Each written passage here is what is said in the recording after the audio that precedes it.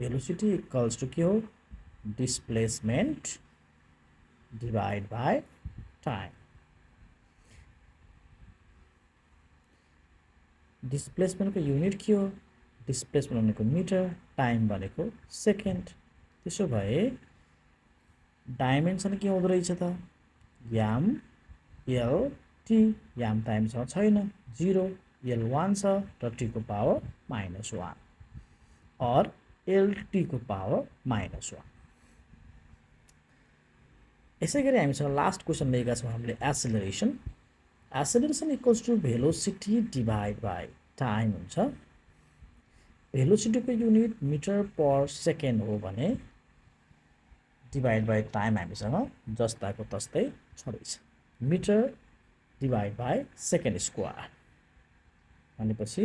याम 0 L को power 1 T को power -2 यदि हजुरहरूलाई कुनै पनि कन्फ्युजन भएको केसमा